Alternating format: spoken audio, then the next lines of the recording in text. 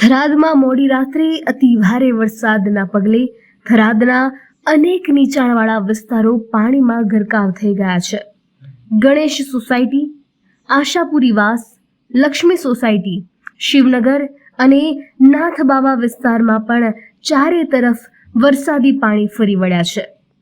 પરિસ્થિતિની ગંભીરતાને ધ્યાનમાં રાખીને વહીવટીતંત્ર મધ્યરાત્રિએ જ સક્રિય બન્યું હતું. પ્રાંત અધિકારી સાજન મેર, ચીફ ઓફિસર વિપુલ પરમાર અને પાલિકા પ્રમુખ અર્જુનસિંહ વાઘેલા તાત્કાલિક સ્થળ પર દોડી આવ્યા હતા.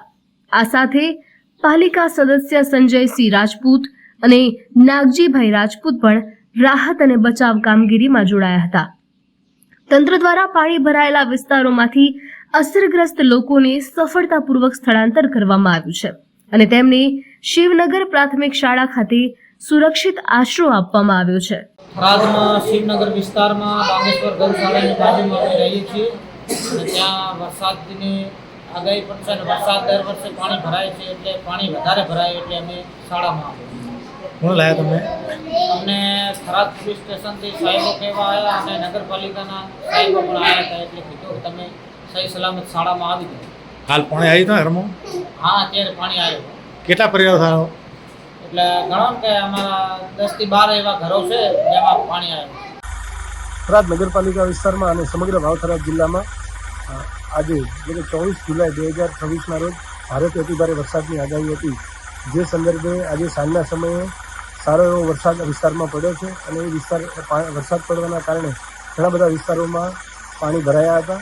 પરંતુ તાત્કાલિક જે ધોધમાર વરસાદ પડ્યો એના લીધે જે પાણી ભરાયા હતા એ ધીમે ધીમે હવે વરસાદ બંધ થતાં પાણીનો નિકાલ થતો રહ્યો છે.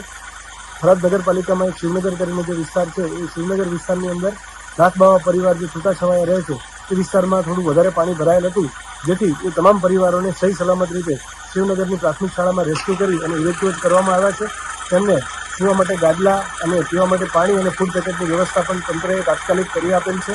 એ સિવાય ગણેશ સોસાયટી અને શ્રીજી સોસાયટીમાં પાણી જે ભરાયેલા હતા તેની રૂબરૂ મુલાકાત લઈ અને તાગ મેળવ્યો હતો.